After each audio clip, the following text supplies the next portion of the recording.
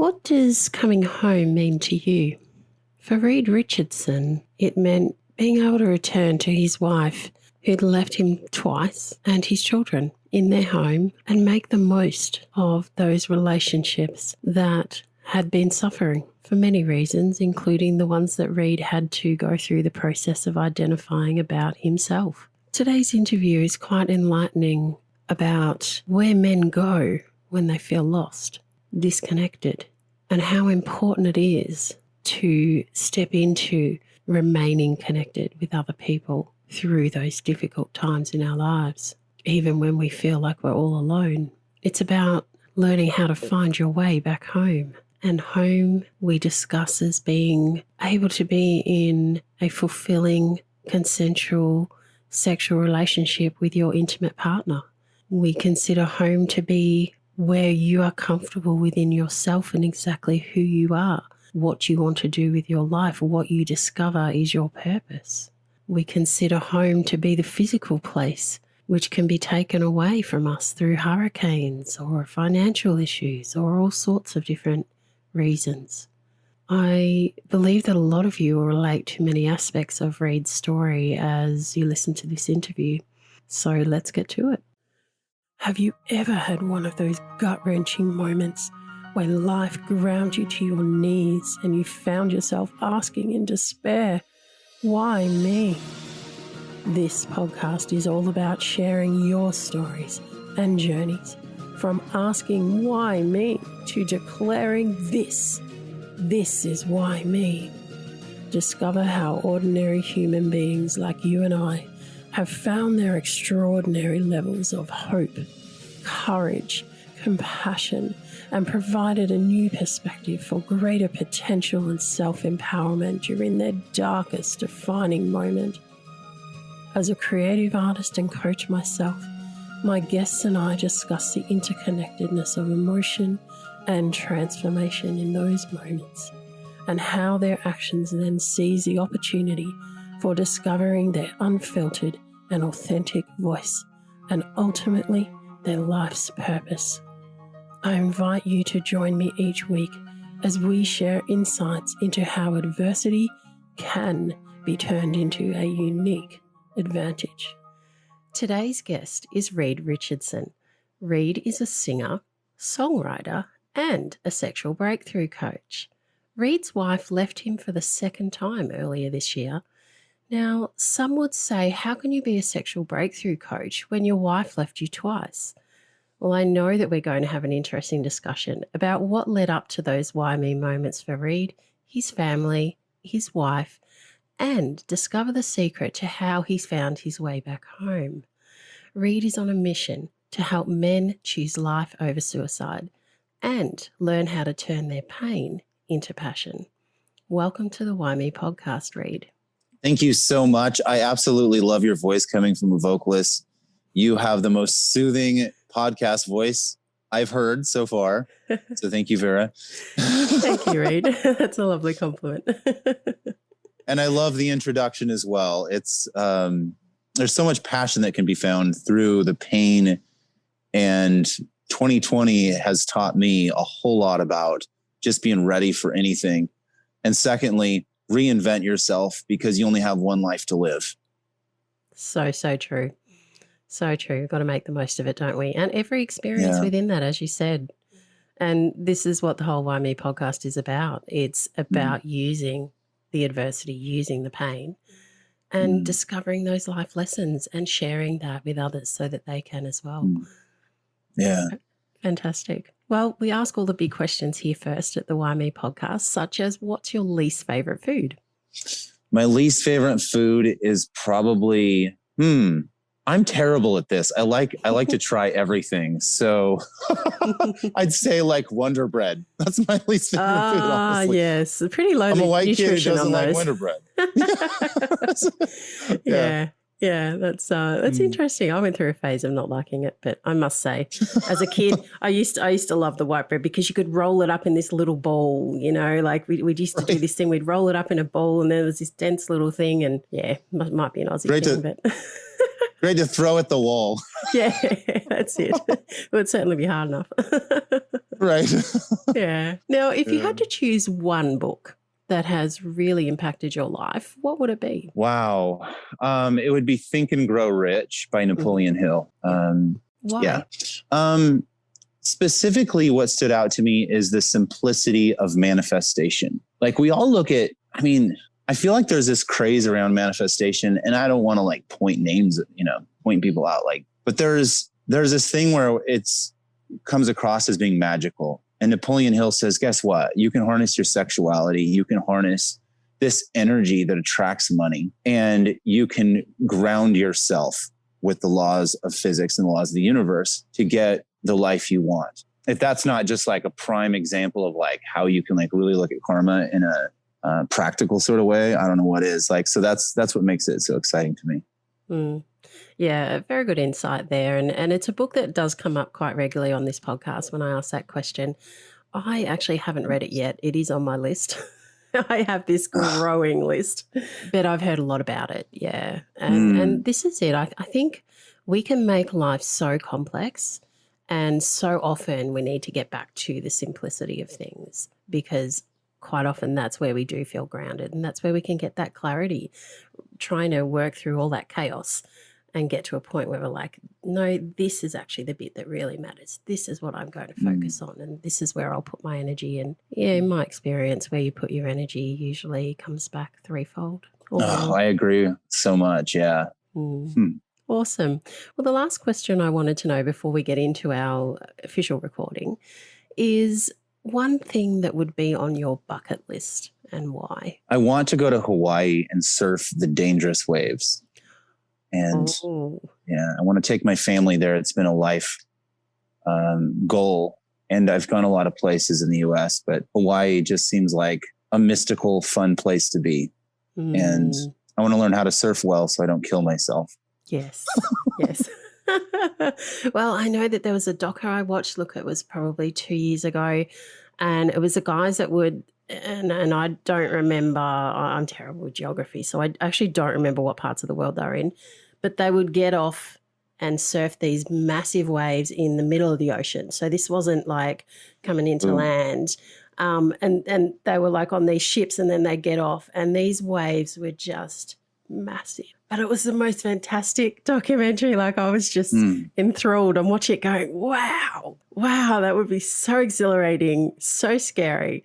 But they were just masters at what they were doing. They're incredible. Yeah. Truly terrifying. I've been afraid of heights. And so it would be a combination of being high and then also the potential of drowning myself. It's exciting. Yeah.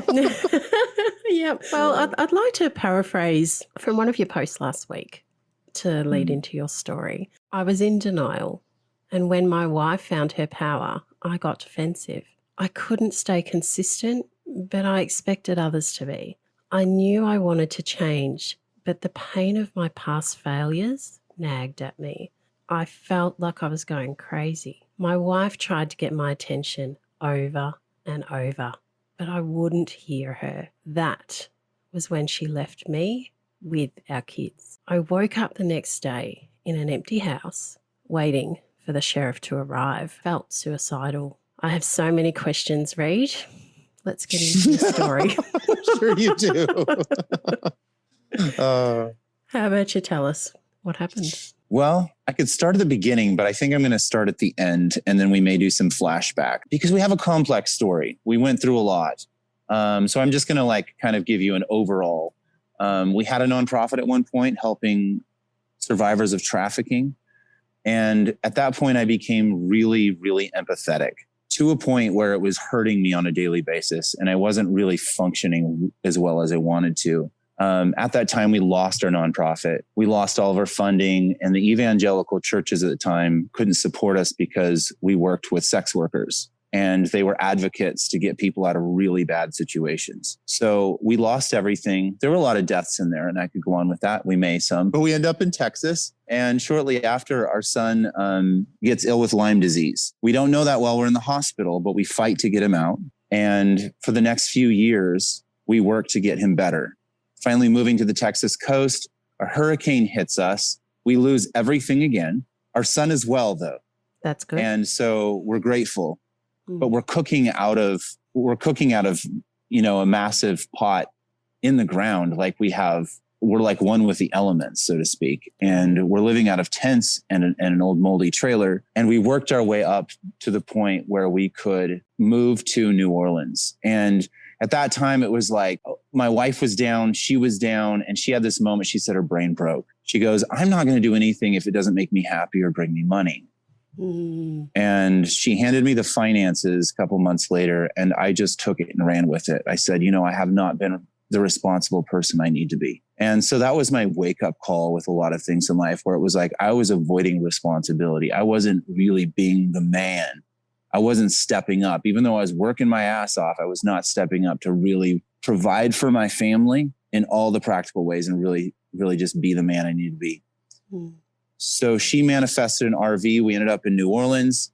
From New Orleans, we realized that our son was still allergic to cedar trees, just like back in Texas. And we had to move from there, and we had to move quickly so we wouldn't be paralyzed. Right. Wow. And so that's why we chose to move to Las Vegas. There's no cedar trees around. Good. There's a lot of entertainment. And so we moved here right before COVID. And COVID came about a month and a half after we were here. We were living in Airbnbs, and we sacrificed everything to get here. So we're going, we need to get clients. We're starting to get a few clients. By May, we had it all figured out that we were going to do a mastermind to help people break through in their relationships.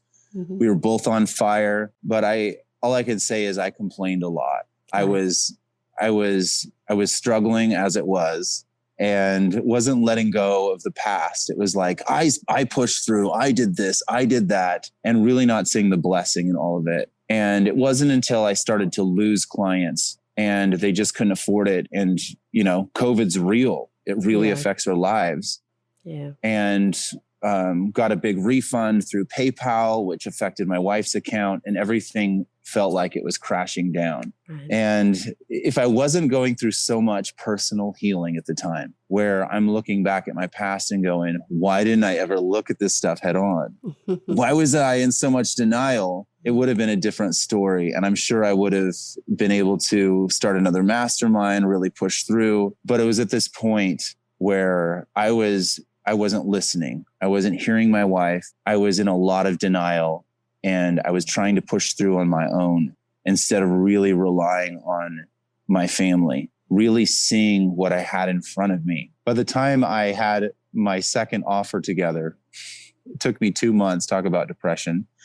My wife was leaving. Right. She gave me a deadline, and I was like, I promised. And that was the last promise. So she left, and I'm in that empty house, and I'm there going, what's this life for if I've taken for granted the people that matter to me the most? At the time, I was chanting a lot, and I still do every day.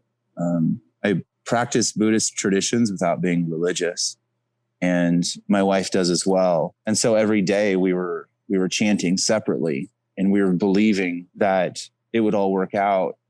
She was deciding that it would be 2 to 3 years when we were 3 weeks apart. And I couldn't decide that was okay. Yeah. It was impossible. I had to step up. I had to be the father I needed to be. So I'm working 3 different jobs at the time, getting about 3 to 4 hours of sleep every night, pouring into my kids every moment I can. And one morning I wake up in a pedicab garage. This is my 3rd job that I added. And it just hit me like a ton of bricks that I'm supposed to be the man, that I'm supposed to be regardless of circumstances, no matter what's in my way, no matter how I feel or how life looks. It's time to just be the husband and the man that I've always wanted to be. And I sent a long text to my wife, and I said, I know that you were planning on 2 to 3 years, but we have 17 years together. I took you for granted. I held you back from gaining your own power. I was insecure. I didn't treat you with respect, and you're my queen. And I never called her that, but I started to call her my queen. And I said, you deserve a king, and I haven't been that person to you. And I said, it's time for us to reconsider. And I want to be your king, and I want to support you while you support me. That was the day we got back together. Wow. That's a huge moment. Huge moment. Yeah. Yeah. So you were saying how everything was compounded by the fact that you were looking back at that point in time. If you hadn't have been in that space, then you probably could have gone along for a little bit longer through that mess, if you like. It would just apply that term here. So what was it about looking back for you that changed your state, which has actually allowed you to be vulnerable enough to realise what you needed to change in your marriage? However, it's that difficult time when you're going through it. So what made you look back at that time? I realized that I was in my own head. I was told that by my wife, by other people, and I was really seeking help. And that's what I heard over and over again. You're in your own head. And I started to look at things from the moon and say, what is this Reed person? Who is he? And why is he confused suddenly? He had everything he needed in the world. He was moving up. He was rising up. And then he lost it all. And why is he almost on the street? What is going on with this person? Mm.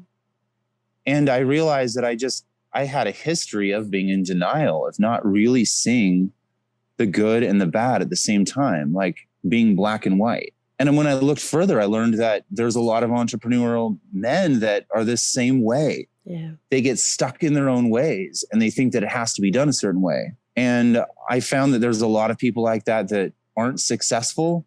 And I was putting myself in this category of the frustrated, only slightly successful entrepreneur that makes a few $100,000 and stresses for the rest of their life.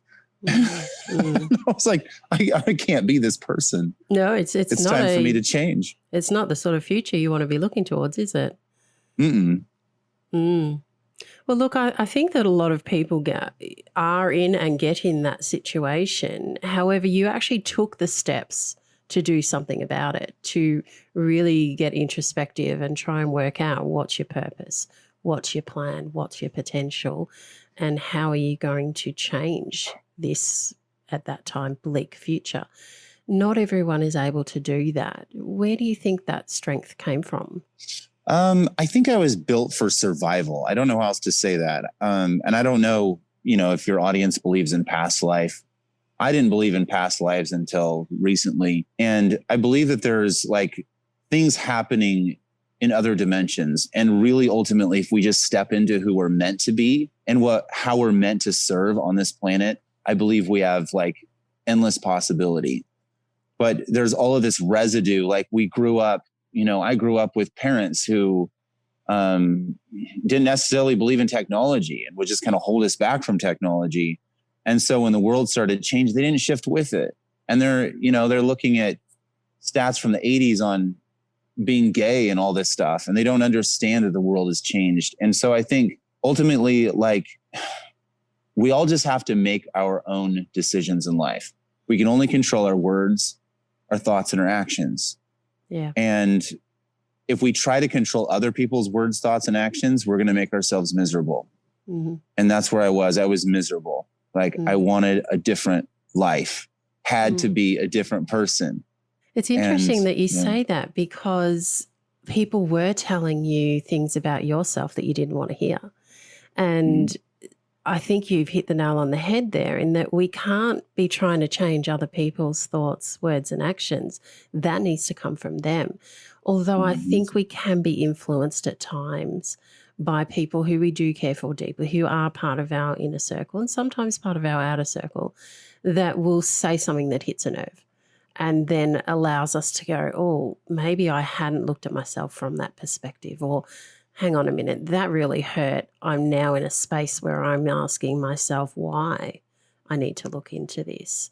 And I think that all of us have some of those moments in our lives. Some of us have many of those moments in our lives. And it really is about, like you said, working out what you really want. Because if you're just sort of going through the motions of life and you don't want change, which, let's face it, most people like, they've got a comfortability with what they like and what they do and how they do it. So not everyone is open to change, particularly when it's about themselves. So to look at yourself and then go, I've got this situation where I'm almost homeless. I need to make money. I'm working 3 jobs. I'm barely sleeping. I'm barely having any time with my family. I'm separated from my family. This is just not what I want. And I'm going to do everything I can to change that. I think that that's very inspiring for other people to see and hear about that journey, because let's face it, so many of us have been in situations like that in our lives. And that doesn't mean that you're not successful, because quite often success comes out of very deep pain and difficult situations. I'm really glad you brought that up. You know, when we got hit by Hurricane Harvey back in 2017, it took nearly everything we owned. And the one thing that survived was our box, and my wife calls it her brain box. And it's her thoughts. It was her emotional, her practical. It was all of her programs. It was all the things that were really, really important. And it was knowledge, but it was wisdom, and it was wisdom and stories from one's perspective. Mm. And so when I look back at the hurricane, I go, you know, at the moment I was like, there's no way that this could benefit. How is this going to benefit anyone? But we started telling the story anyway, right when we were in the middle of it. And my wife and I did 162 live shows on Facebook. Wow. Out of a tent. And we did it because we knew we needed it for our mental health. And if we needed it for our health, everyone in the community needed it as well. Yeah. And it was our way of like plugging back into the community. It was our way of ultimately building our business eventually that got us out of our situation. But it started with really connecting with people. And hurricanes will teach you raw survival like nothing else. Because you have to focus on keeping your mind about you. Also living in what isn't a third world country, but feels a lot like a third world country.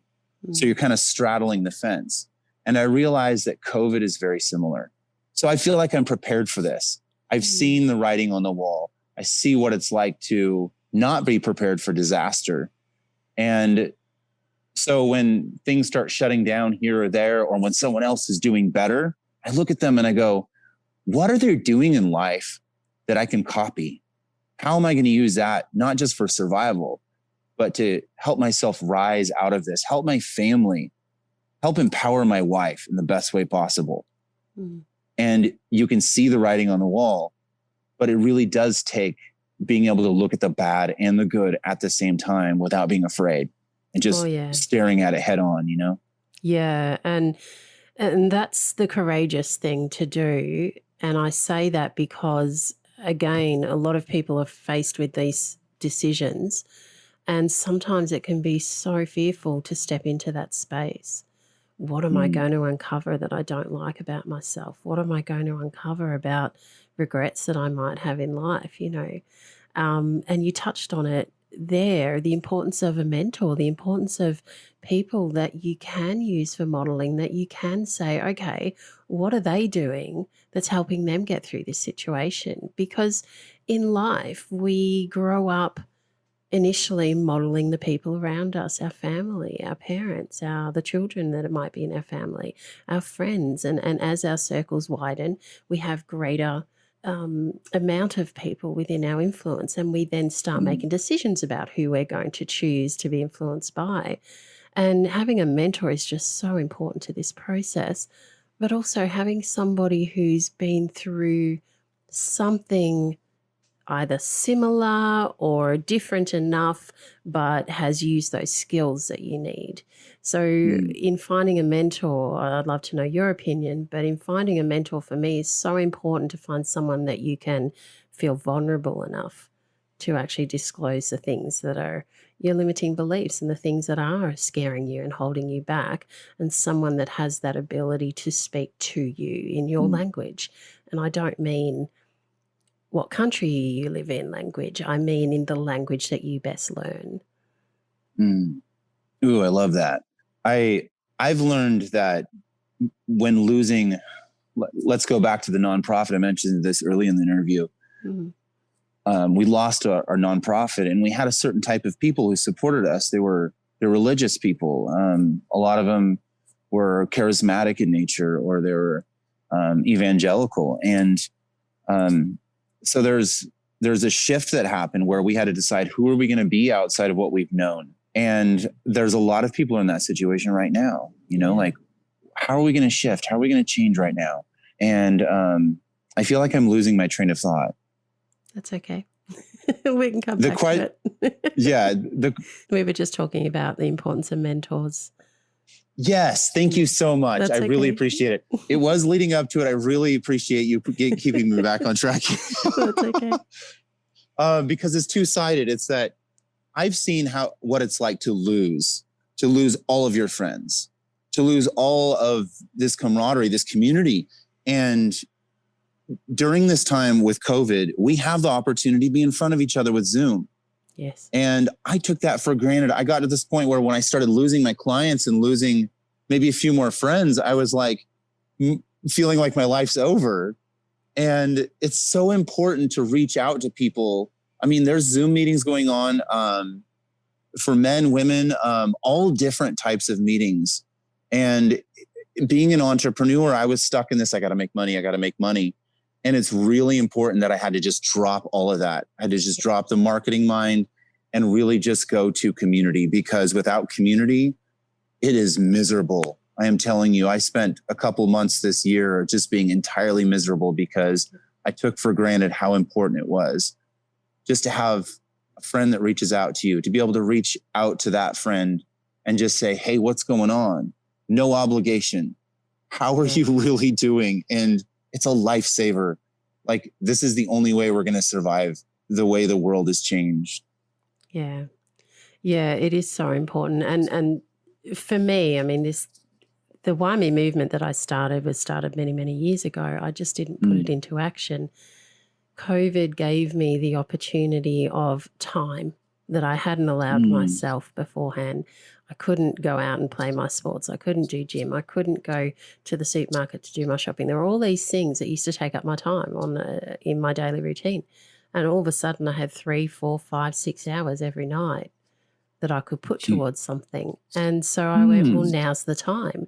And the podcast was a natural extension of that, because I started video calling on Messenger with people that I didn't know. And I'm the sort of person that I have spent all my life being forced into that role. I was in retail from a really young kid. You're out there, you're in front of people, you've got clients and customers, and you need to just get over your shyness and all your own insecurities and just play the role of, I'm here to help you. And what that taught me was that I was actually very good at that, even though I resisted it most of my life, which is a really interesting contradiction there. So coming into COVID, I went, you know what? I'm going to be isolated in my home for months on end. I need to do something about this now before I get to that state where I'm depressed, where I'm unable to function, where I'm falling back down in that hole that I've been in before at different times in my lives for lots of different reasons. And so I was thankful that I recognized that and said, okay, here's this technology. We have the opportunity to do this. Let's just do it. Let's just step out of that comfort zone and go, hey, here I am. I'm out there. And for me, it was really important because I had, an abusive husband that I had restraining orders and all that sort of stuff with. And it was for me the last tether that I went, you know what? I'm finally going fully public online. And for me, dropping that side of it, I just went, okay, people, here I am. Come what may, I'm going to believe that the right people will start coming in, and they have, and it's been wonderful. And I'm one of those people. I mean, some people have said, oh, you're one of the success stories of COVID. I don't quite see it like that. I see that I took the opportunity to connect. And, this is what this podcast is about. It's about inspiration. It's about connection, and it's about empowering people with information and stories. And it's so important that we share our stories. All of us have elements that other people can relate to. And your story in the same way. You've spoken about losing community. I understand how difficult that is. I've had that happen myself a number of different times for different reasons again. How did you get out of that space where you were feeling suicidal, because not only did you lose your community, you then essentially lost your family. Not entirely, because you were still able to see your kids and that, but for those couple of weeks, I mean, you said it, your wife was looking at 2-3 years' time. That's a long time. So how did you recognize that you were in that state, and what did you do to pull yourself out of it? Great question. First, I want to say you were brave. You were brave for getting through what you got through. Thank you. I take it you left him at one point? I left him very early on. My son was only about 5 or 6 months old when I left him. Yeah. So, and he's nearly 18. It's taken me this long a time to finally go, I'm now comfortable enough that I'll be out there. That's a long time.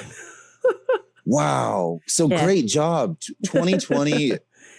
It sounds like it kind of woke you up. Yeah, it was like the last part of it. Yeah, because I'd done a lot of work.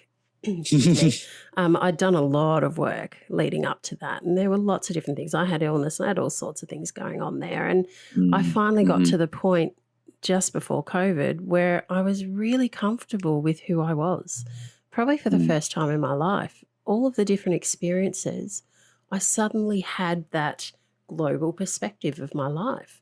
And I don't know if it's an age thing, you know, I was 45. I don't know if that had something to do with it. But it was like everything in my life had finally fallen into where all of the goals that I'd set for myself, long-term, short-term, they were all finally coming into fruition.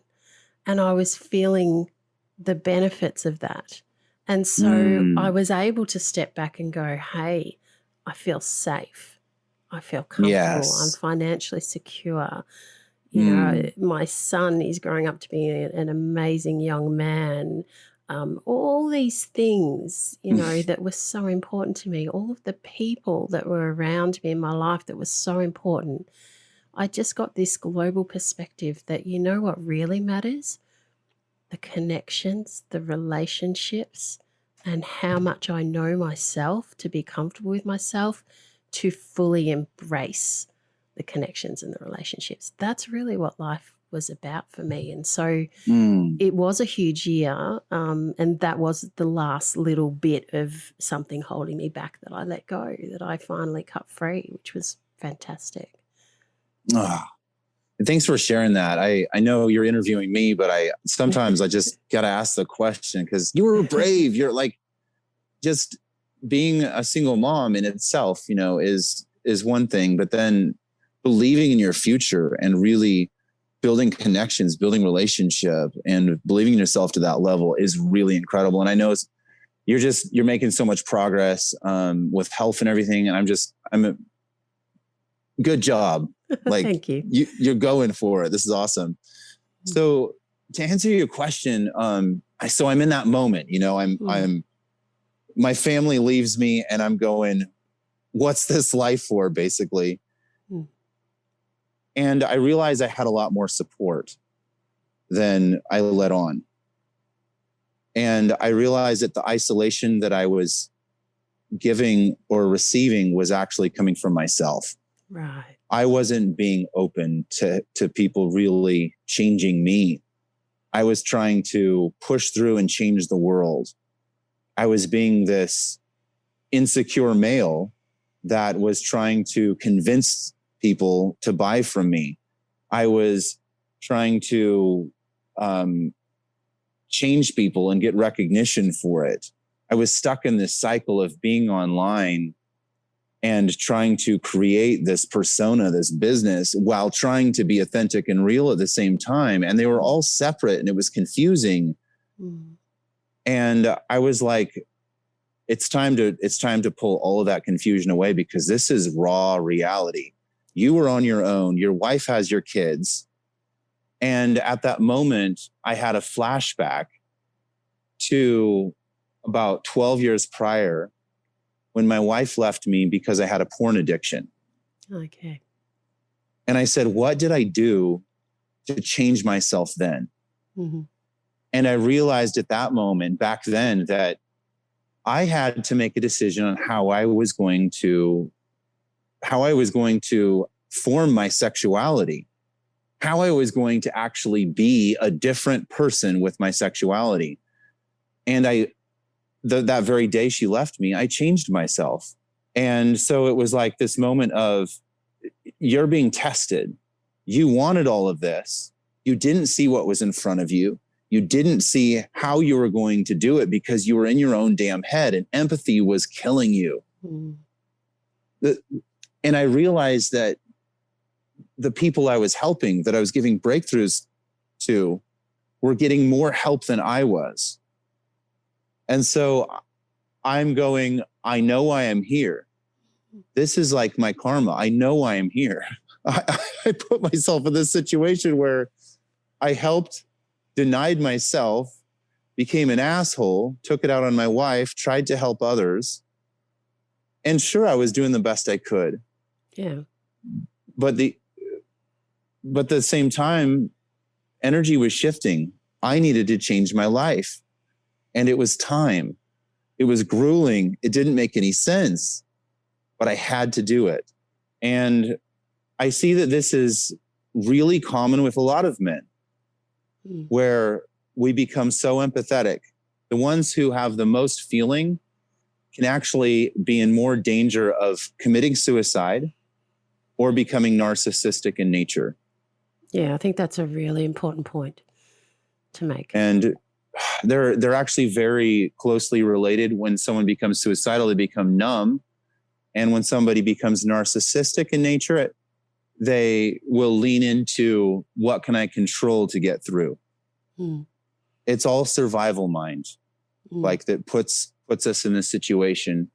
And I had to decide, how do I survive? And then also pull myself out of survival mind. Like, wow. How do I master that? Yeah. Really two opposing things at the same time. Yeah. Yeah. So what is your explanation of narcissism? Narcissism has a spectrum, just like being a sociopath or bipolar a completely different example, but there's always a spectrum, right? And with narcissism, it can be anything from just obsessing about oneself and just not seeing others at all, and then just snapping out of it from time to time. Or there's some that don't ever snap out of it. Like, I see homeless people on the street. Well, they'll come up to me on a regular basis. I work downtown. They come up to me and they're like in conversation, and they're being intellectual and they're being all about themselves the entire time. You literally can't pull them out no matter what you try. They're always in conversation and it's always about them. And I was becoming that way, but also interacting with the world. I was becoming that way more with my family, specifically my wife, because she represented the pain in my life. She represented the dreams that we had. And she represented the strength that we had, the opportunity we had, because we did everything together. And oftentimes, speaking for myself, there was a time in my life where I supported her when she was suicidal for months. And we share this. This is part of our story, so I can share this. But it was this time of just kind of being everything, doing my best to provide while we're losing a nonprofit, and also like keeping her alive, being her support to that level. There was one point where I wasn't able to release that. So I'm controlling situations where they're not meant to be controlled. She's stepping into her power in 2020, and I'm still coddling her. And I'm still trying to be this person that I'm not meant to be. That was years ago. Just because you almost lost your son from Lyme disease and fought doctors to get him out of the hospital, and got hit by a hurricane and lost a bunch of friends to suicide and all these things, doesn't mean you can't reconnect. Yeah. There's a world for you. There's a life for you. Yeah, there is. And I see entrepreneur men right now, that are in their own situation. They might not have been quite as far down financially as I've been in the past, but they could have more responsibility. They could have teams to lead, and they're sitting there and they're suicidal. They're drinking, they're taking Adderall, whatever it takes to get through. and they're just like me. Empathy is killing them right now because they got into business to change the world, and the world went to shit, and the world doesn't make sense. And whether you believe in conspiracies or not, where, you know, they're purposely shutting down economies to destroy humanity, like if we want to take it to an extreme, or everybody's just in chaos because they're trying to know how to survive COVID. Either way you look at it, there's these men who are at their lowest point right now. And I feel like it's beyond like a formula. Like I have the knowledge, and I've had the knowledge in the past because of what I survived. But I can tell you from my own example of pushing through what should have been entirely impossible. Like I should be dead now. I should be hooked on meth. The statistics are stacked against me. Like my family shouldn't even be together right now. And right now we're working our way up. We're an extended stay, and we're just working our way up to stability while helping clients. And it almost feels effortless. It almost feels effortless because when you just, I don't know if I can cuss, but when you don't give a fuck anymore what the world cares about you, and you really just know that if you connect with people, if you really get real with people and yourself, and you look at the good and you look at the bad, and you see what you can do right now to change, what you can do today, tomorrow, start making that list. Like whether you're a man or woman entrepreneur, you're a coach, start making that long list. It's painful. You might have debts that you got to pay off, but make that list. Don't start categorizing this stuff. Your life is a mess. Make that list and start taking 5 things that you're going to just destroy that day and work on those because you're worth it. Absolutely. We are all worth it. We're all here with a purpose. And you mentioned about now it feels a lot more effortless once you decide, I don't give a fuck anymore. Sometimes in life, adversity gets us to that point where we go, you know what, how much lower am I going to go? Is there any lower that I can go? So if I can't go much lower than this, then does that mean that there's hope? Because then every step forward I make, I'm making progress. I'm actually discovering something more about myself, or I'm making a new connection, or I'm taking one of those things off that list and I'm able to tick it off in some way, shape or form. And when we were talking earlier about the importance of having a mentor and having people to model and copy with certain things, we still get to a point where we say, okay, I can't be a carbon copy of that person though, because that person's not me. That would then be creating that persona that you described was so uncomfortable. There's a reason that personas are uncomfortable, because they're not authentically us. And so with all of the observing that we have the opportunity to do, all of the connection that we have the opportunity to do, and all of the introspection that if we allow ourselves, we have the opportunity to do. When you have people that you can confide in within that process and that status, it allows us to really, truly understand who we are. And identity for me is one of those pivotal things that I feel that our identity itself is never going to change. We are who we are. And once we've realized the core of who we are, then that allows us to be fluid in how we act and behave, depending on what situations we're in and what our message is. But the core of it stays the same as to who we are.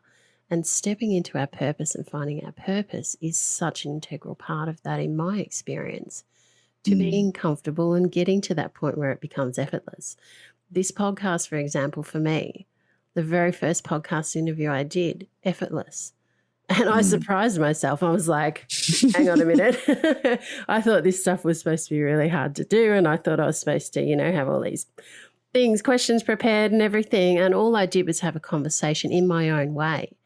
And people love it. And everybody that's come on is like, oh, wow, I haven't had an experience like this in an interview before, for all these different reasons.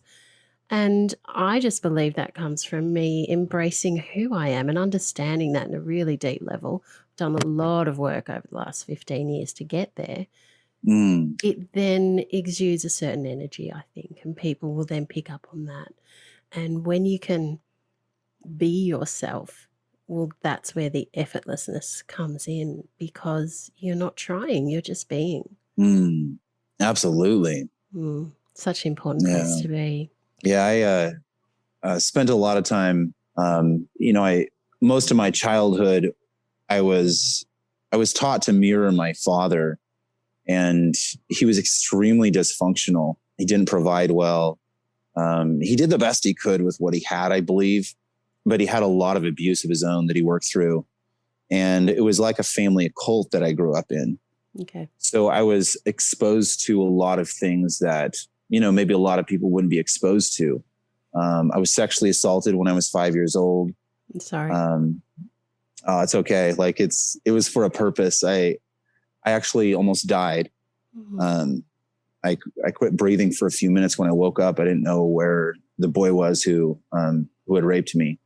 Wow. And it's interesting. We look back, and for anybody who's been sexually assaulted, especially at a younger age, if you look at your life from the moon, it really does help, because you can see your abuser. You can see, like maybe they were abused, and it actually takes a lot of the pain away, because you're able to see perspective. And then the other perspective, and I teach this a lot with coaching. The other perspective is that you only know what you know. That's all you know. And so when you're young, all you have is the residue. You just have the effect of what happened. It's Vera-Lee from Australia, the founder of the WhyMe Movement and podcast. Well, one idea, one vision, one person. This self-funded podcast and movement has started to take a life of its own, which is exactly where I had planned it would be. To hear the stories of the far-reaching impact across many countries in this world, it humbles me to know that my vision is shared, understood, and positively influencing people to look at the changes they can make for their own adversity and how they can find the strength, the courage to be inspired and feel connected and empowered to use their adversity to their advantage. One of the best ways that you can help support the WhyMe Movement and podcast is to subscribe to the various channels, such as the podcast platform you are listening to this on now, and the YouTube channel, which has much bonus content released. By subscribing, you will make sure that you are one of the first to find out who is coming up next, more about our guests, and the interesting questions that I ask them, which do not get released on the podcast platforms, and lots of other good bonus content. I always love reading your comments, and so please feel free to leave them on each of the platforms. The beauty of social media is that you can easily share single episodes or any of that bonus content from YouTube onto your own social media platform with your friends, which helps to bring this positive, inspiring message to far more people, allowing you to be an active participant in the WhyMe movement and vision. On Apple Podcasts, it always makes a big difference if you can leave a rating, review, and subscribe to the show. Let's get back to today's story. It's just this interesting, vague memory. And I had flashbacks this year of like what really could have happened, which added up to, wow, I almost died. And then that explains, my lack of oxygen, my brain function as a kid, where I would just be spacey and not get things. And then I would beat myself up and I would work really, really hard to forget things. Right. Because they were too painful to remember. And it's just incredible to see how no matter what we go through, our brains can handle pretty much anything we throw at it. If we just believe that we're capable of healing anything, we're really capable of healing anything. In community, when you have someone, a mentor, I love that you keep mentioning mentors. When you have a mentor that understands healing.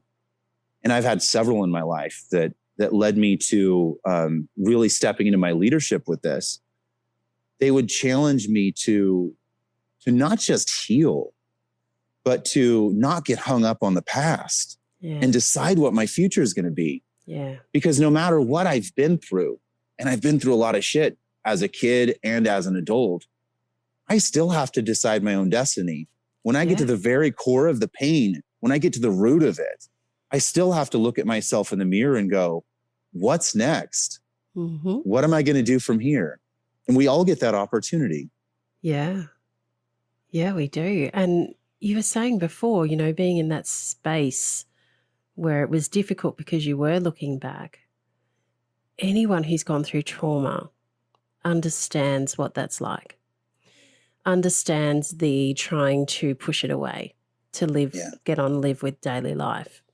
At the same time, unless we deal with it to a certain level where we can stop being pulled back there so that we can start moving forward and focusing on our future and being able to step into our purpose, it's a space that's scary but important for us to look into with the right level of support, and particularly emotional support through that. However, I love the fact that you focus, and I do too, on once we've gotten to that point, then we don't have to keep revisiting that. We can look at moving forward. We can look at our future. We can look at the hope. We can look at it as an experience. We can look at what we've learned from it, and we can use that to help other people. We can use it to help ourselves, and we can use it to be a more informed person. And like you're saying, having that different perspective. Quite often the people, perpetrators of any sexual acts that are not consensual, and that covers the whole spectrum. Usually there is pain that they haven't dealt with or have gone through or are going through that has instigated that behaviour. And at the end of the day, we are all human beings. And I know that for me, forgiveness, when I learned that forgiveness didn't mean I had to forget, like as if it never happened, because to forget's like, well, that never happened. Well, actually it did happen. Right. So it's about acknowledging what happened, acknowledging what I learned from that experience or those experiences, and being able to forgive the person because they are a human being. And perhaps they were only doing what they knew at the time. It's not easy to get there, but when you do, it allows you so much more freedom to put your love in other places where it matters, you know, and to receive love. It's so important. It's so true. Like I've helped so many clients in situations. Man, I look back to, like, I think it was back in 2011. There was a gentleman who was in charge of 122 employees, and his boss was knocking on his door. He was hiding in his office. Boss knocking on his door, and he's ignoring it because he knows that it has something to do with him dropping the ball. Right. And he's starting to binge on porn. Never had this issue before. Oh my gosh. He's like, I'm not having sex with my wife, haven't for 2-3 years. Like, we're really getting our issues out in this group. And we're all about handling each trigger, because a trigger is what actually tells us that there's an issue. Yes. Underneath the surface, we've got something else.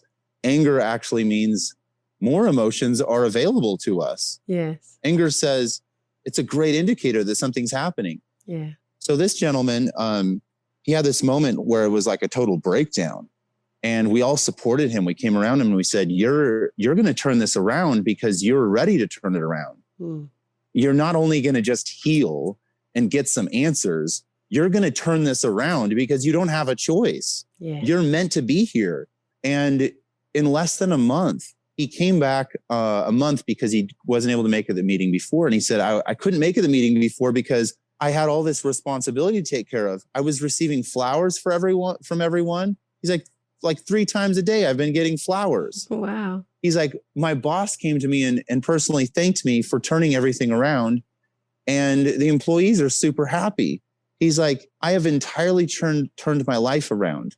And he's like, and it's because I've been able to identify my emotions and the triggers that come up and just deal with them. Yeah. We had this thing where we called scheduling your healing. So the trigger comes up and says, oh, this is going to be difficult. But instead of saying, oh, no, it's going to be difficult, say, what is the idea? Like, what's the challenge? And then you literally can write that down, put it on a shelf. You can have it in a notebook. Some people put it in a box. Mm-hmm. Don't touch the box. It's sealed. Mm-hmm. And then you schedule it literally on your calendar and you go back to that and you personally work through that issue. And we have other tools that I like to use on a regular basis, but most of them revolve around being able to see yourself clearly and then being able to release the pain and forgive yourself, like you're saying. Yeah. And it's incredible to see in a short amount of time how our lives can be a complete wreck. They can be in complete chaos.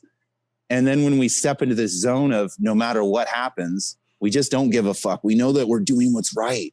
Yeah. We know that we're stepping into who we're supposed to be and the passion that we're supposed to have right now. Yeah. And then everything starts to fall into place. Even if it looks like chaos, we still have that mind where we're looking from the moon and we're like, everything is okay.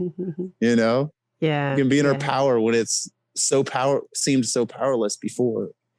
Yeah. And look, sometimes our situation may not have actually changed. It's just the way that we're looking at it. And I often tell people, like I after a medical procedure, we had some complications. I ended up in a coma and I woke up from that coma. And I explained to people that the grass had never looked so green. The warmth of the sun had never felt so comforting. The blue of the sky had never been so deep, and yet nothing had changed. What had changed was my perspective that I was alive and given a second chance. And it's moments like that you say, wow, I really do have that opportunity every single day I wake up to choose how I'm going to see the world, from what perspective. Yeah, we do. We have the opportunity to seize every moment. And this year I've gone from, living in a 5-bedroom, 3-bedroom or 3-bath house, just beautiful remodeled house, to nearly living on the street. So it's been a lot of ups and downs. And I can tell you the rise can be a really beautiful thing if you just let go of expectations of yourself. Like, you're a new person. Like, that's what survival teaches us. That's what hardship teaches us. When you lose everything, you either lose your mind or you change yourself. There's no other way around it. And I have an opportunity to reinvent myself every single day. But there is that side of us, like you were saying, Vera, where we're solid no matter who we are, or no matter where we are, we know who we are. And we can have that rock where we really get in tune with our nature, like who we truly are and how we can serve the world. And then it just becomes easy. It becomes doable. It becomes exciting and passionate again. Yeah. And that's what gives you the hope too. And life without hope is where we find ourselves contemplating suicide. Hope is such an important understanding to have, to know that I can wake up tomorrow and there will be something available for me to be hopeful, to look towards, to enjoy in some way, even if it doesn't feel like that today. I wanted to touch on two things actually. Talking about sex, a lot of people consider it a controversial topic. It is quite apparent to me to have to ask this question, and I know you won't mind. So you had a porn addiction and you had a not-for-profit trying to stop trafficking. And with trafficking, you didn't specifically say it was sex trafficking, but with any sort of human trafficking, often sex trafficking goes hand in hand with it. So at what sort of point did the porn addiction come? Before, during, after you were involved with that not-profit? And how did that sort of fit in with you and who you were through those times? Because, look, porn addiction, and you can explain to us what that is in your understanding, a lot of people equate porn addiction with sexual deviance or any other sort of, what's the word for it, fetishes or things that some people will be outright saying they don't think is normal. I'm not saying that's my opinion. I'm just saying that a lot of people will have a blanket black or white approach to it. So do you want to fill us in a little bit about all of that? Because I think a lot of the listeners will have picked up on that and be quite interested. Yeah, absolutely. Let's start with the definition of like what a porn addiction is. Yeah. So I started out doing a lot of recovery groups, and I learned along the way that there's no specific way of actually diagnosing a sex or porn addiction. But the closest thing you can come to is probably like the AA category. And I can tell you right now that I don't honestly believe that most people are addicted to porn, because I don't really believe in porn addiction. But we got to use these terms because this is what we're used to using. Right. So that people understand. Yeah. So I guess the best description that I've ever heard for a porn addiction is that somebody doesn't have the ability to control themselves, or doesn't feel like they have the ability to control themselves. And it's compulsory in nature. So they'll have an urge and then they just feel like they have to do it. And then at that point, they don't feel like they can stop. And so if they start doing it for 15 minutes, say they have the urge on their lunch break, and they look at porn for 15 minutes, they may want to like binge that night. And that's how it was in my case. And there's a difference between a sex addiction, a porn addiction, love addiction. Yeah. And then fetishes are just an entirely different, that's just, these are preferences within sexuality. And so you've got these different things going on, but specifically porn addiction is where somebody doesn't have control of themselves. You could say it's a chemical dependency, because you have a serious, you have a serious surge of hormones that just hit your brain all at once. And you're just like, I am ready to do this shit. Nothing's holding me back. Like the Hulk kind of feeling. Yeah. At least that's how I was. And I think some of those feelings are natural because when you're really passionate and you want to make love, those hormones can be really helpful. The problem is that we see with porn addiction, and that I suffered with, is that when you look at porn and you're not masturbating for hours, you have this situation where you have a lot of hormonal buildup, and then you have a lot of semen buildup, and you're in this situation where you're like, I got to take care of this, but I'm in my car right now, or I'm staying up late and I'm so exhausted that I can't even make it happen. So it's when that's what a porn addiction is. Like in all my study, it said it interferes with life, makes it more difficult to function. A lot of times we end up being tired the next day, and we're not happy because we're not performing in life. And that's actually the part of porn addiction that I do pull from, that I like to focus on, because we need to be happy. We need to be having passionate, fun sex.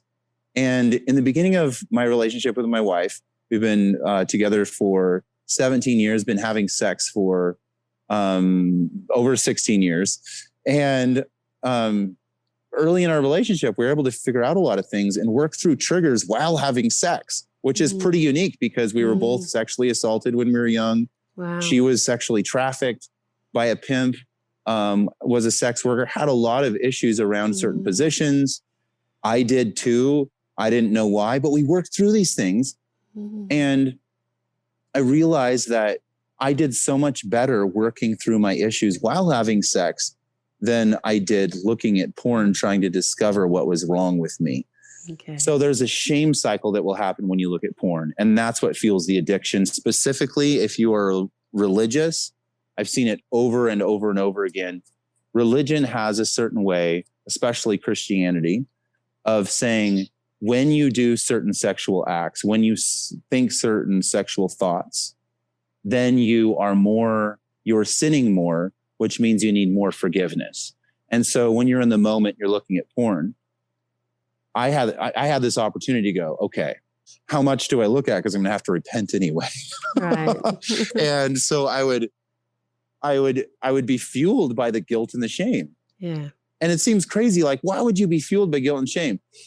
And I believe that's probably like maybe it's an American man thing specifically as well, where we just lean into, if I'm going to feel guilty, I might as well feel guilty about this. I mean, that's where guilty pleasure comes from. We have all these terms around it. Yeah. Yeah. And in reality, it's like we're just trying to escape the thing that we're really passionate about, or that we really want to discover about ourselves, that's going to make us even more happy. Mm-hmm. We're in a stupor, but we're hitting it with these drugs. We're hitting it with these pornographic images that happen so fast. I mean, the invention of the internet causes our hormones to be coursing through our veins. And the only way to calm ourselves down is to smoke weed or to do something else. And so we're in this vicious cycle of how do we manage our lives? Yeah. And when it came down to it, I realized when I removed the porn, I didn't remove it ultimately. Instead of just taking it away, I decided I'm going to actually wean myself off of it, kind of like when you eat too much. Mm. And everybody said that's a really bad idea. It doesn't work. And nobody gave me any evidence that it wouldn't work. Right. But they said that's cheating. You can't get your chip with AA groups. And so I turned my chip in because I looked at porn I researched something. I wanted to know something. I wanted to learn my sexuality. I knew I broke the rules. And so I gave him my 90-day chip back, and I'm like, I'm done. I'm not doing groups anymore. Mm-hmm. This is ridiculous. You know, guys are talking about raping women and how they feel guilty about it. And I'm trying to learn about myself. And that means I'm relapsing and they're not. So very different spaces. Right. Like you sit in this room of people that just have all these different experiences, and they're feeding off of each other and they're making each other worse. And I said, it's not working. This doesn't work. And so I said, I'm going to focus on healing myself, but not just healing myself, deciding on how my sexuality is actually going to look. Yeah. Rather than being like, I'm the victim of this thing called pornography, I'm going to figure out how to add some power into it. Yeah. And my wife actually looked at porn with me one time, and I was like sweating bullets. I'm like, holy shit, she's going to see what I look at. And she didn't judge me. She saw a lot of weird shit. She saw me like binging with certain porn out of guilt and not really even getting much out of it, not really being passionate about any of it. Mm. And she'd go, what's happening with these people in these acts? Are they having pleasure? And I'd look close and I'd be like, no, they're not really having pleasure. Some of them might be getting off, but is that actual pleasure? Mm. And I started looking at myself and going, am I just copying what I see in order to deny what I'm doing? Like, where's my passion in all of this? Is there any fucking passion behind this? And I started to realize there was like almost zero passion behind my looking at porn. And so I started to seek better porn. Mm-hmm. And I decided right at the beginning, I'm going to look at it for half the time. I literally did. I set a timer and I looked at it for half the time. Instead of looking at it for 4 hours, I did it for 2. And then I looked at it for 1. And then I looked at it for a half an hour. And over a month period, I'd almost entirely weaned myself off of looking at porn. Wow. And at that point, when I looked at porn, it was what I wanted to see. It was like I was actually searching what I was desiring in my life. Mm. But I had to do some soul searching. Mm. And I had to challenge myself. Like, if you're going to just jump in and do something, actually think about it. So there's this crazy side of it. Like, you give yourself permission to do it. Why would you do that? Mm. Like, it's against reasoning. But when I gave myself permission, I said, now I have power over the situation. Now I don't have to be, subject to it. Yeah. And so this year, my wife and I don't know if this was even part of the interview, if it was in the questions, but my wife and I started doing passionate, intimate porn together this year. Okay. And this is something we had thought about for over 10 years. And we wanted to give people something that was different than what was out there, because there's a lot of people being trafficked in the porn industry. They end up on Pornhub. They end up on some of these really big sites. And Pornhub's not doing a good job at shutting people down or really filtering people. And there's just a lot of abuse. There's a whole lot of abuse. And terrible. We're like, right. We're like, we've advocated for sex workers. We've been there for them. And my wife was a sex worker up until she was, 21 years old. And she had run escort services. And so she had all this experience. And she's like, the world has changed and we have an opportunity to do things online like we never could.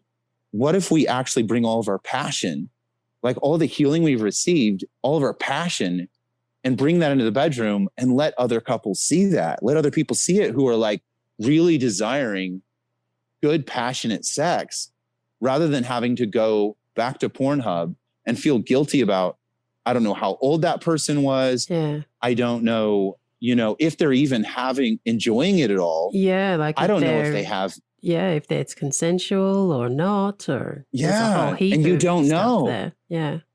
Yeah. And there's better sites out there that are beautiful and they like, but there's this whole world of like, it's being like candy, like people, like, I feel bad. I feel bad if I go and look at porn because that's somebody's work.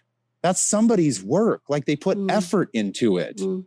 Like we look at sex workers as just like hoes, but oh my God, they put work into it. When you're in construction, you put work into it. When you're a sex worker, you put your work into it. You put your heart and your mind into it. Yeah. I mean, it's got to be a difficult job for anybody, I would think, to be in that industry at some point in time. I've heard stories from people who enjoy it to a certain point in time, and then they go, you know what, now I feel like my body's just a commodity. And there's at some point got to be that moment. And this is the thing, again, we'll go back to talking about, being sexually assaulted as children. The perpetrators were going through shit too. I mean, nobody's just going to do that without reason, without something pushing them towards it. And so essentially what I hear that you're doing is you're creating an opportunity for people to see sex the way that it is in a consensual, beautiful, loving relationship. And that is breaking down then, like you said, the shame of, I don't know if this person is here, if they've been trafficked to be here, if they're being force pimped out. I don't know how old they are. There's all these unknowns about just getting anybody off one of those sites or any of those sites. But also the fact that this is what the normal, I don't like using that word normal, but essentially this is what life is like in a loving relationship when you have sex. So you're not portraying, the personas that will come out in a lot of commercial porn. You're not portraying, well, you should be doing this, or this act. It's like this is what it is like to be in a normal, loving relationship. Yes, I'm glad you brought that up. Like we're kinky in our own way. Everybody's kinky in their own way. Like they try things, but we're more about like trying something once. If we don't like it, don't keep doing it. And there's the whole world in this porn industry where somebody will get settled into a certain kink. And it's like, well, that's because that's what people desire. And it's like, you know what? There's an entire other demographic where people just want to actually see people have a good time. They want to know what it's like to have a good time, to be able to just like relax and trust the other person while they're having sex. I'm telling you, 16 years of working through sexual dysfunction, porn addiction, and then finding passion after that, it has gotten us through the toughest times ever. Like passion in sex affects everything. And I think that's why you mentioned this in the beginning of our interview. Like, what's my favorite book? It's Napoleon Hill, Think and Grow Rich, because he focused on the sexual power that a man has. He didn't get into women very much because it's old school. But new interpretation, men and women, we have a feminine, most of us are feminine, masculine, when we're heterosexual or not. And when we are able to just really focus on the power that we have in our masculinity or femininity, and use that in our everyday life, like be aware of that in our energy, it opens doors everywhere. It makes things possible where they weren't possible before. And I think too, you touched on before about trust.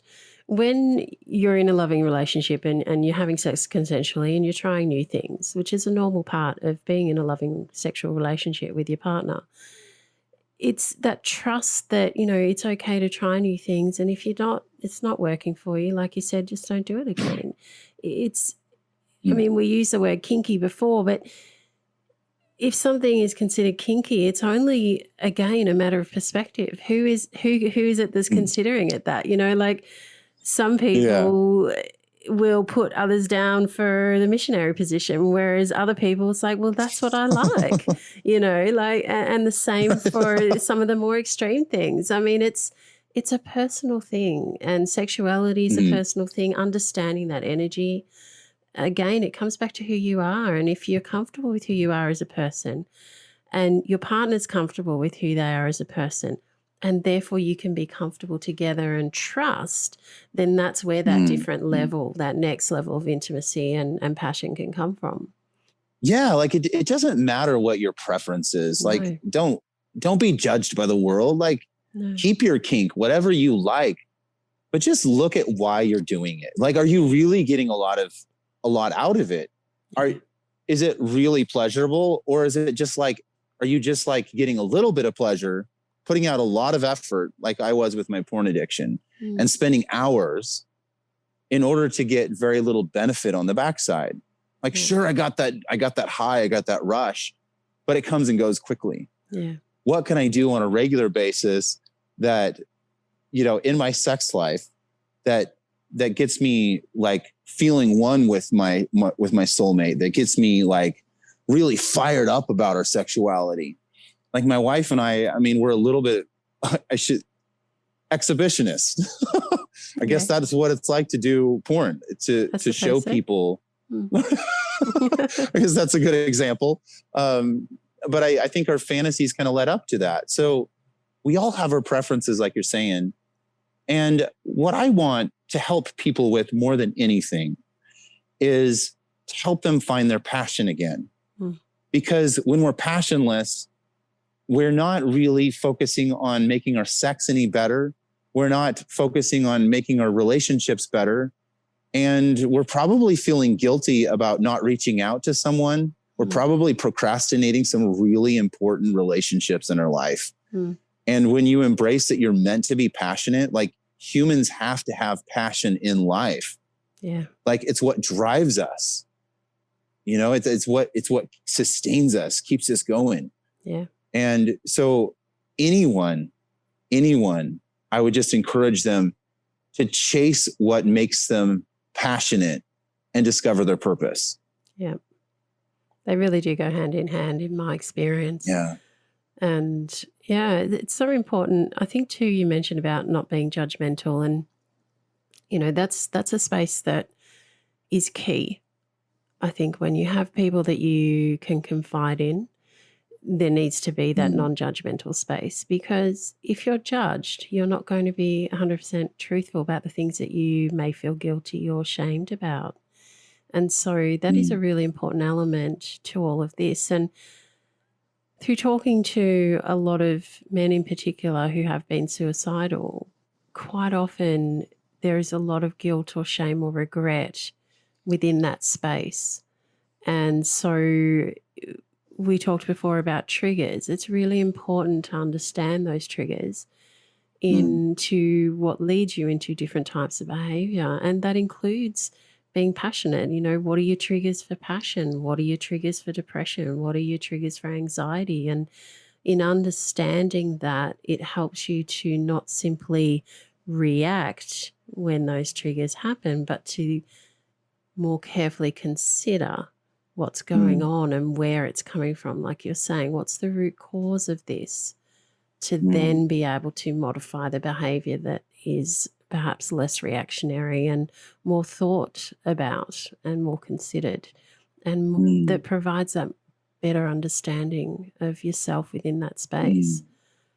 In my case, when I was at a really low point, and starting to think about suicide, it was like there was a deep part of me. It's like the center of my chest. When you talk about triggers, it's this deep part where I feel frozen.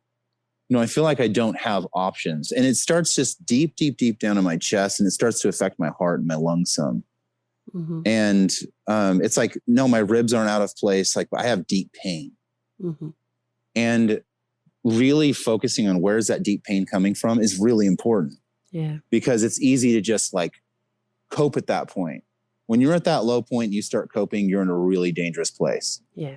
So the key is to not let it get that far. But when you get that far, realize that that deep pain is something you need to look at quickly and deal with immediately. Because if you sit in that pain, you're not going to be in a good situation really quick. Yeah. So number one, if you're in that situation, know that you got to deal with the pain. You got to look at it head on, but you got to deal with it quickly. Mm-hmm. Because you're probably, you're probably shutting everybody out at this point. You're probably just in a tunnel at this point. But before that point, you're actually you could start to feel some tightness in your chest. Some people feel it in their low back and in their chest. Some people feel it in their neck. But when you start to feel a tightness in your chest, and it clenches up a little bit more, you might already feel a tightness in your chest and you've been that way for months. But if it really just clenches at times, you're knowing that there's these things that it's like pressure.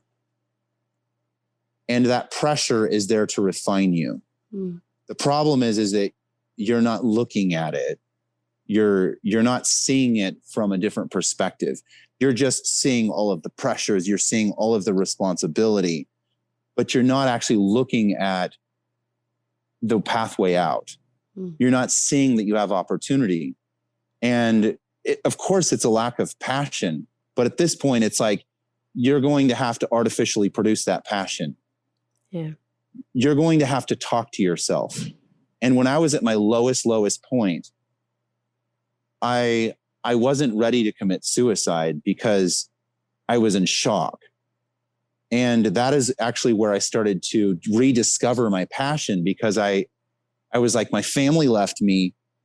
I don't have a job. I'm supposed to like put this offer out there.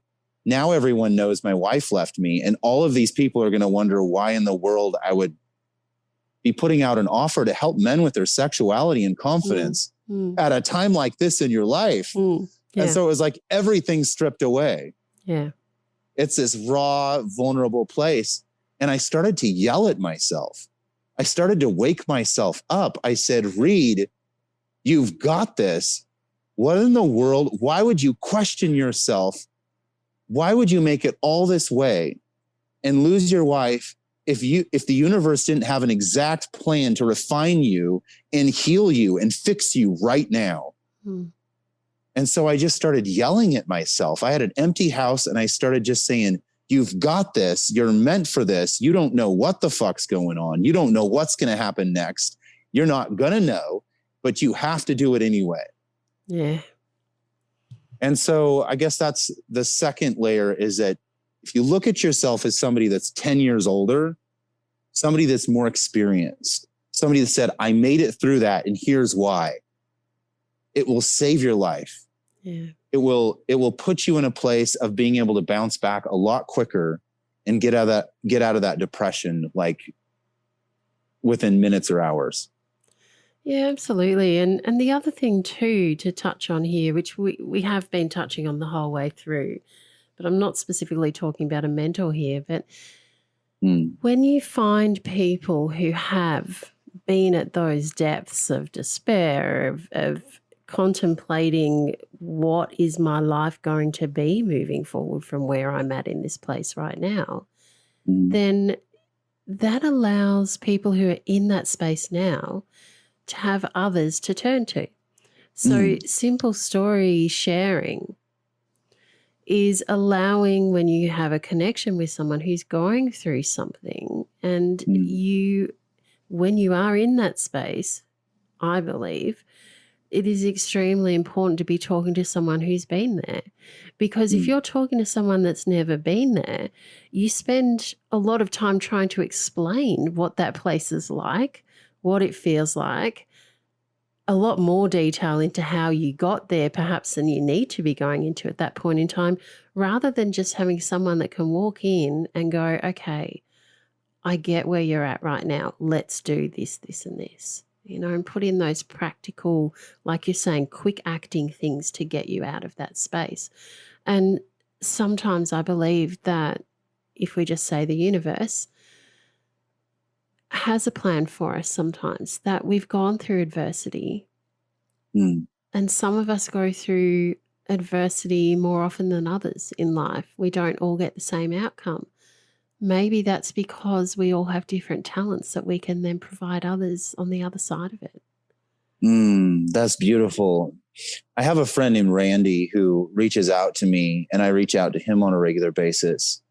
And I didn't do a good job at that when I was really transitioning. I had 28 days from the point that my wife left me to getting back with her. And in that time, I had spoken to quite a few people, but interestingly, they weren't people who I was building relationships with prior. And people were being really careful because it's like, this dude, it was almost like the universe is saying, get your shit together, Reed. You're going to have some new people in your life that are going to come around and support you and really help you get your shit together. They're going to tell you what to do. That's literally what happened. But if I didn't have that community prior, where I was sharing in some of these larger entrepreneur groups and help groups, I wouldn't have made it. Yeah. If I didn't have those connections and I wasn't reaching out to begin with, I would not have made it. Yeah. And so I thank my friends who were there for me when I was being an asshole to my wife, when I wasn't treating her right. And they could see it, and they saw that I was coming out, that I was changing and believing in me. They still believe in me after the transition. And so I don't honestly have a ton of great friends, but the friends that I have now, they really, really care on a deep level. I can ask them, how they're doing and really see how they're doing. They can see how I'm doing. And that's something I didn't have for years because of all the hardship we went through. But that's where I started. And there are a lot of things that we have in life that we can forget because of COVID, because of tragedy. Maybe someone died in their life. Maybe we just had a lot of losses with our business and we had to lay off our employees. Like, there's a lot of things that can happen. Yeah. But if you know that you are meant for anything that comes your way, it just becomes so much easier. Yeah. And when you have friends that believe that same way and they come beside you, it's like impossible to fail. Like, there's no such thing as failure at that point, because it's like we're all learning as we go. Yeah, failure is another opportunity to learn. Yes. Excuse me a minute. Oh, absolutely. Yeah, I mean, failure is just another word. It's a perspective. So, okay, that didn't work. Does it mean it was a failure? Not if you take a lesson from it. And as someone who was playing sport all her life, when things didn't work, okay, why didn't it work? It was that instant, did I have the wrong technique? Did I choose to do that at the wrong time? Or did I just muck it up? Right. and that would give you the answer as to when that next opportunity presented itself. Okay, how do I approach that differently? And so when things don't work, it gives us that ability to look further into the why. Why didn't it? And that, I suppose, in a bigger perspective, takes that why me question out of it. It's not about why me? Why did this happen to me? It's about, well, what can I do about it? How can I use that to my advantage? Yeah, absolutely. Most of my life, it's just been like, or I should say a good portion of my life, I'm learning, how am I going to use all of these things I've learned And I realize I've had so many experiences that I have to take it one book at a time. I have to write one book at a time and help one group at a time, one group of alpha men who are just wanting to step into their passion, that are wanting to just be everything that they can be the man they want to be. Yeah. And no matter what stands in their way, whether it's sexual addiction, whether they've been, a part of them has been chronically depressed, whether their team is falling apart, their family's falling apart, there's hope for anybody. Yeah. There truly is. And so now I'm doing this. It's a 12-week program, and I do one-on-one sessions. I call them breakthrough sessions. And then I also do a group. And this mastermind is going to be meeting weekly. And while I've done this in the past, I've never specifically focused on how our sexuality makes us confident leaders and entrepreneurs. And it's super exciting to me because I see the power, I see the plan that Napoleon Hill laid out. And I see a lot of people using it. But the opportunity to really like step into sexuality and confidence and really just see the power of the feminine and the masculine, really focus on what the masculine can do to not only help us monetarily, but to help us gain these strong connections where we never thought were possible. I'm really, really thrilled. I'm really thrilled what's going to happen in the next few weeks. And I'm really glad that I started at such a low point where I could reinvent myself and really just see that there's a lot of people who are hurting. Yeah. We all have our struggle. We're starting at zero. Like, let's just call it zero. Why not? Yeah. Add to it and become unstoppable. Yeah. And noting and remembering that unstoppable is that perspective we can choose. Yes. Yes. Now, before we just get you to let our listeners know how they can get in contact with you, I would like to touch on a subject that I haven't yet, and that is the Lyme disease with your son. How is he going now? He's doing pretty well. We're managing it well.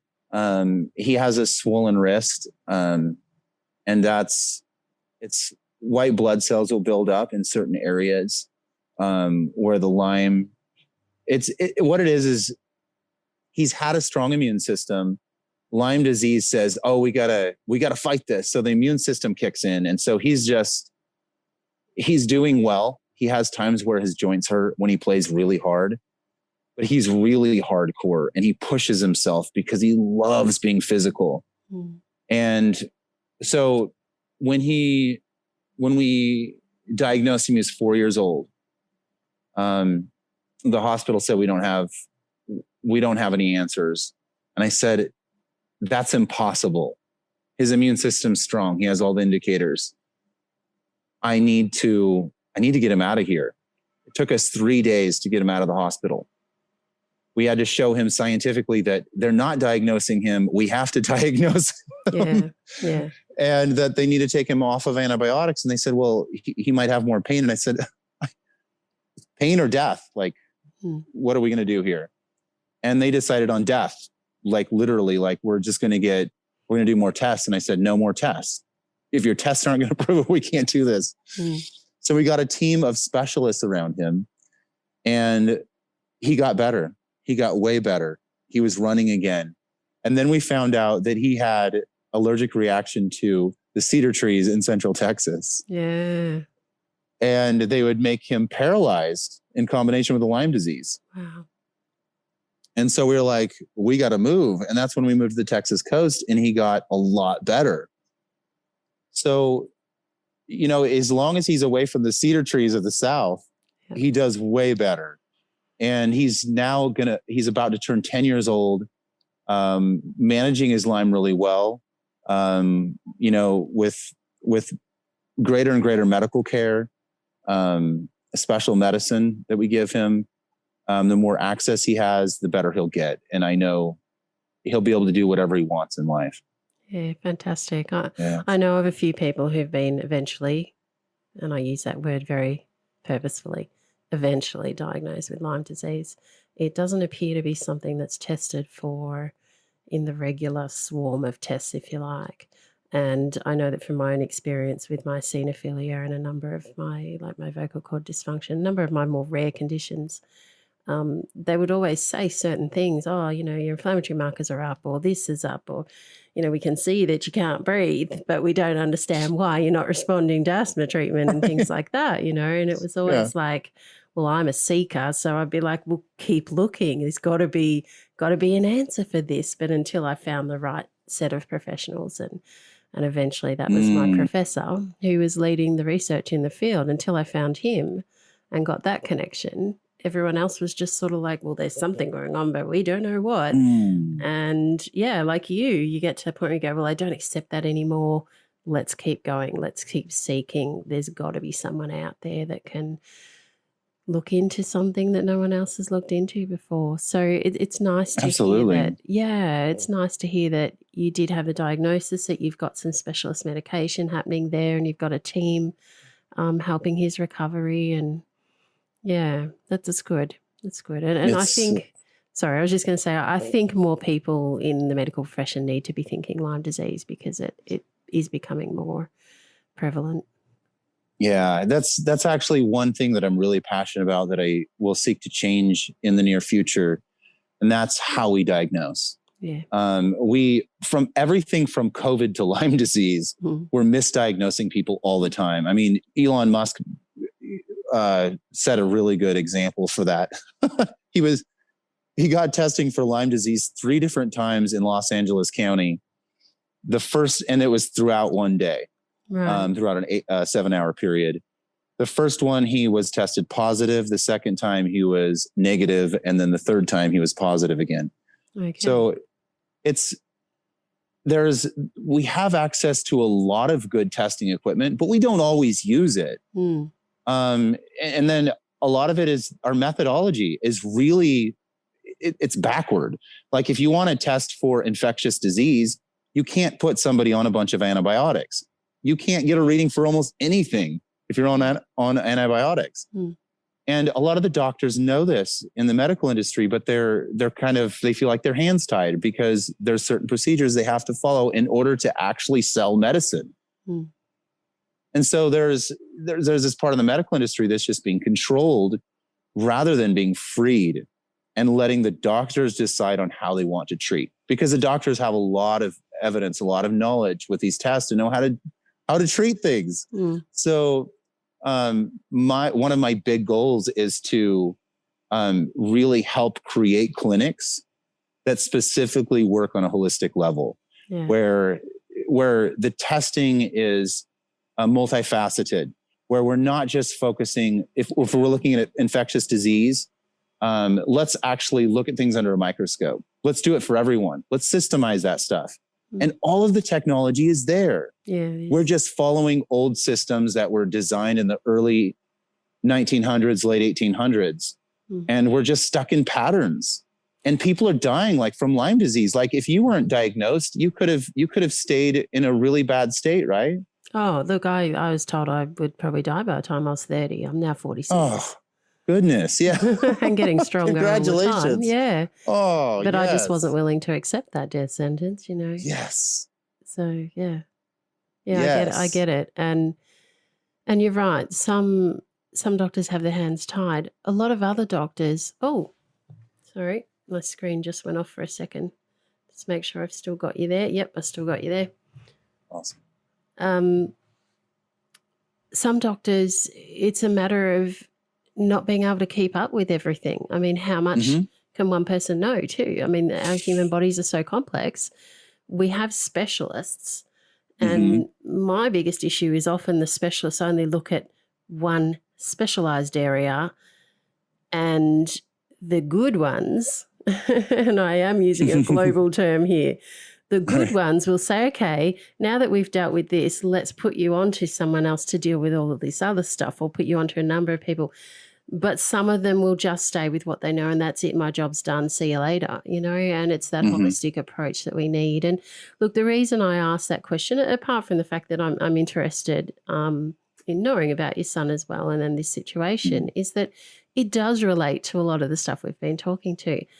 A diagnosis then allows you to identify the triggers, what's going on, and then allows you to put a management strategy in. And so much of life and things that happen in life, particularly illness, will parallel what other things go on in our lives. And so a lot of the time we can learn a lot from those processes.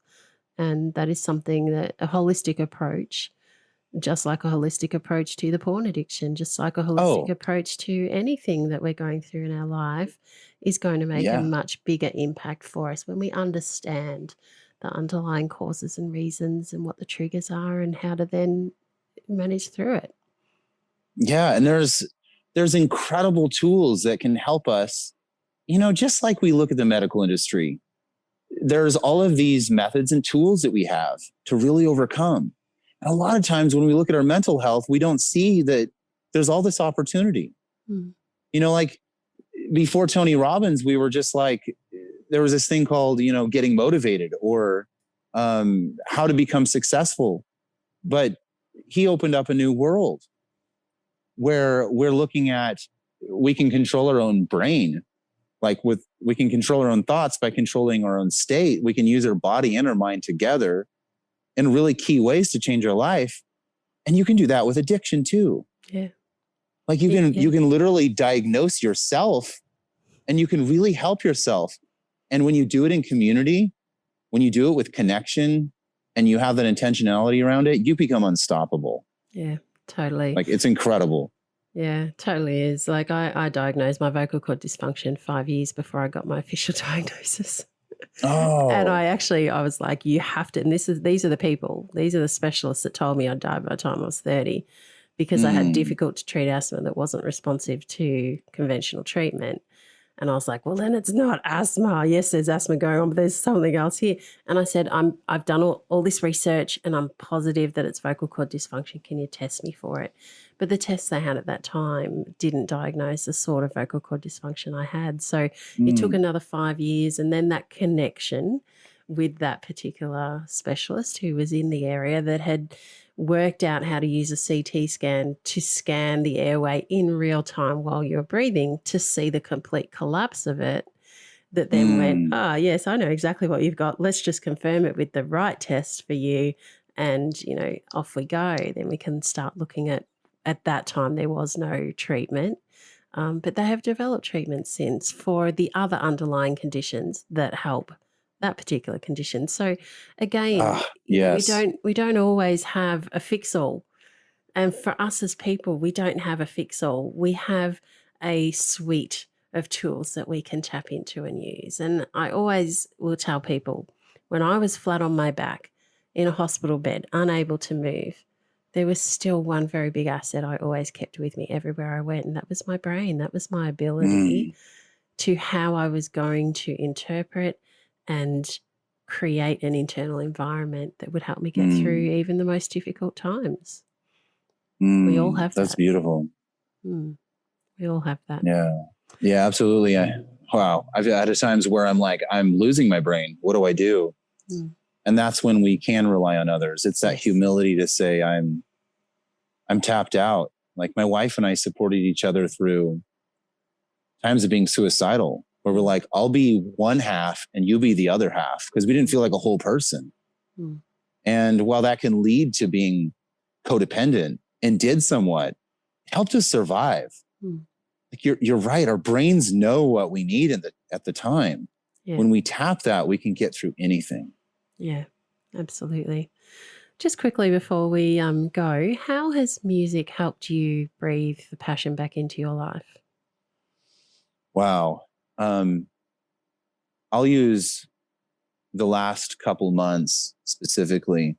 When my wife left me, one of the first things I did was I went down to this downtown area in Las Vegas, Nevada. where all the people hang out. It's a tourist area. And I started playing my guitar and singing songs. And I sang with all of my passion. I was broken and I started creating songs right on the spot. And it was changing people around me while it was healing me. And I was like, I'm not making enough money doing this. Like, I was in car sales training at the time. I was doing all these things to try to make it happen. I was overworking, but I was trying my hardest, and music was my way of saying, I'm just going to make it through. Yeah. And if it wasn't for just singing for hours and hours and hours, I don't think I would have made it through. It raised my vibration. It changed the way I saw the world. It pulled me out of a tunnel and said, no matter how dark it is, there's always hope. And I know you're going to throw a clip in here, an audio clip of me just sitting on the street playing. I will. And I had a little crowd around me, and they really blessed me that night. And that helped me feed my kids that night. But music is important. I don't care what your situation is. If you need to crank Eminem, if you need to listen to Celine Dion, whatever gets you going, crank music, move your body. If you're in a place where you just need to like reinvent yourself, snap out of it, turn on the music, play the music, pour yourself into it. It's a lifesaver. Yeah. And although you were in your head to be able to create those songs on the spot, would you agree that you were also out of your head because you were just allowing that process to happen? Yes. I believe that the most powerful thing that we can do is be entirely in our heads and entirely outside of our head at the same exact time. And there's a story I've been listening to recently called The Alchemist. And I know it's a highly recommended story. And I feel like a dork because I haven't actually listened to it until now. But I'm listening to it on audiobook. And there's this story in there where this wise man in this kingdom says to this boy, I want you to hold this spoon. And there's more backstory to it, but this makes it even more interesting. It's a mystery. Now you're going to want to go watch. Now you're going to want to go listen to. Oh, I've only just started reading it though. For those who have not read The Alchemist, they're going to want to go read it or listen to it. Yeah. He's in this. It's like a mystical land. It's beautiful. It's this. There's corridors. There's courtyards. There's all of the food. There's mountain peaks. There's snowy. There's valleys, there's abundance. It's beautiful. And he's supposed to carry this spoon and not spill the drop of oil.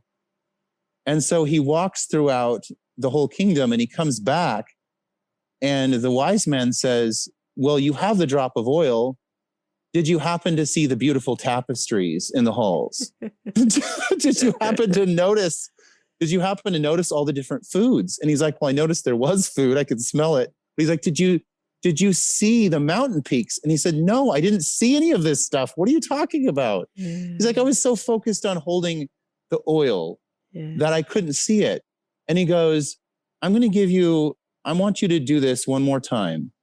Go out and notice everything around you, but don't spill the oil. Yeah. So he goes out and he experiences everything and he sees how amazing it is. And he smells and he sees and he talks to people and he comes back. And the wise man goes, so what did you see? And he relays his entire experience and it's so amazing. And he goes, what about the oil? And he looks down and he goes, well, I guess I spilled it. And that's what life is all about. It's keeping what is dear to us, the oil. It's keeping the things that are dear to us close. The people we care about, to not take them for granted, but to love them with all of our heart, mind, and strength, to really pour into them, but also go out and get what's ours, to go and experience the world. Like we can focus on the things that keep us grounded, but we have a world to change. We have a life to embrace, and it's always going to be changing. And it might feel dangerous, and it might feel like it's adventurous, but that's what we need to really become passionate again. Absolutely. Well, thank you so much for coming on to the show. I've thoroughly enjoyed it. It's been great to talk with you. And I'd love for you to let our listeners know how they can get in contact with you. Yes. You can find me on Instagram and Twitter. It's Reids, REIDS _voice. And that's Twitter and Instagram. You can find me on Facebook, Reed Richardson. You're going to put a link tree in there, and that gets you to my different sites, YouTube and so forth. And I'm excited about the program coming up. It's going to be 90 days to what I call it success. Cool. And yeah, this has been an incredible time, Vera. Thank you so much. You're welcome. That was a lot of fun. You were a great conversationalist. And I love that you share some of your own experience. Some of the greatest podcasts like Joe Rogan, they do the same. And people love that. I bet you have a great audience. I do have a great audience. Yeah. Always looking to expand though, because, I'm one person, and the more people that share, the more reach there is, as you know. And people all over the world I'm hearing second and third and fourth hand how much the podcast is impacting them. A little bit like you, I'm wanting to change the world, not in the way that I'm wanting to change anyone. I'm wanting people to feel inspired, connected, and empowered. They're the three main things for this podcast. And all my life, I've spoken with people and influenced in a good way, helped people learn these skills for how to get through and overcome adversity. So, yeah, it was time to take it on a more public stage. So it's great. Well, thank you for this time. And I'm sure you are impacting so many people. Your energy is amazing. Thank you. Your audience is growing. You are doing it. Thank you. Well, another story, more WhyMe moments, and more reasons to feel inspired to change your adversity into your advantage. An integral part of the vision of the WhyMe movement is the ICE acronym, I's for Inspire. When you feel inspired, you are more likely to take action.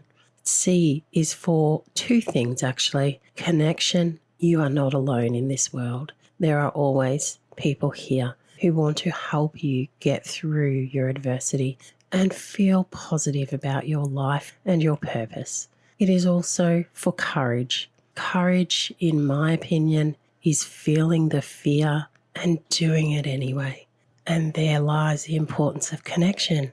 For sometimes we don't feel we have the courage to do things on our own. And yet once we have the emotional support of those people who we trust, it can help us to feel that fear and do it anyway. And lastly, the E is for empower. When we have that connection and the courage and the inspiration to know, get our clarity of purpose, well, that is when we feel empowered to take the action that we want to do to change some aspect of our lives for the better. If you would like my personal support in this area to help you get through adversity in your life, you can contact me at Vera-Lee Original on social media.